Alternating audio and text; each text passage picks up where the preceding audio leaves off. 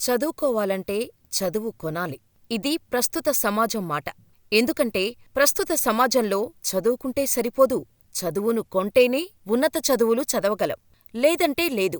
అందుకే దేశంలో ఎంతో ఉన్నత స్థాయికి ఎదగాలని, కుటుంబానికి అండగా నిలవాలని అనుకున్నప్పటికీ ఆర్థిక పరిస్థితి సహకరించక మధ్యలోనే చదువులు ఆపేస్తున్నారు. ఎంతో ప్రతిభ ఉన్నప్పటికీ డబ్బుల్లేక నిస్సహాయ స్థితిలో ఉంటున్నారు. తల్లిదండ్రులకు చదివించే స్తోమత లేకపోవటంతో చివరకు చిన్నాచితకా పనులకు వెళుతూ కాలం వెళ్లదీస్తున్నారు. మన తెలుగు రాష్ట్రాల్లో ఎందరో పేద విద్యార్థులు నీట్, ఐఐటి, జేఈఈ వంటి జాతీయ స్థాయి పోటీ పరీక్షల్లో సత్తా చాటుతున్నారు. కాని చదువుల తల్లి కటాక్షం ఉన్నా, లక్ష్మీ కటాక్షం లేకపోవటం చాలామంది విద్యార్థులు ఉన్నత చదువులకు దూరమవుతున్నారు. ఎలాంటి కోచింగు, ఆర్థిక సపోర్టు లేకుండా వాటిని అధిగమించి ఉత్తమ ర్యాంకింగు సాధించినా చదువుకొనలేక చదువులకు దూరమవుతున్నారు. ఇలాంటి ఓ విద్యార్థినే రాజన్న సిరిసిల్ల జిల్లాకు చెందిన గిరిజన బాలిక బదావత్ మధులత. రాజన్న సిరిసిల్ల జిల్లా వీర్నపల్లి మండలం గోనేనాయక్ తండాకు చెందిన మధులత ఎస్టీ కేటగిరీలో జేఈఈ మెయిన్స్ పరీక్షలో 824వ ర్యాంకు సాధించింది. ఐఐటి పాట్నాలో సీటు కూడా సాధించింది. అయితే సీటు కన్ఫర్మ్ చేసుకోటానికి ఆమె 3,00,000 రూపాయలు చెల్లించాలి. కుటుంబ ఆర్థిక పరిస్థితి అంతంతమాత్రంగా ఉండటంతో అంత పెద్ద మొత్తం చెల్లించలేక ఐఐటిలో చదవాలనే కోరికను విరమించుకుంది.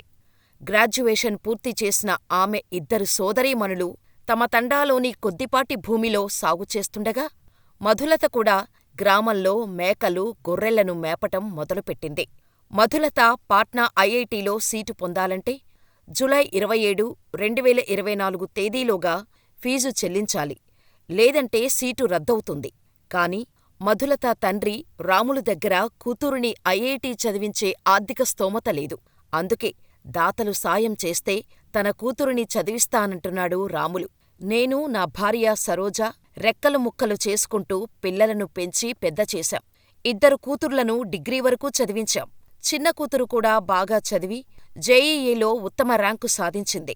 పై చదువులు చదవాలన్న ఆశతో జేఈఈ ఎంట్రన్స్ ఎగ్జామ్ రాసి మంచి ర్యాంకు సాధించింది.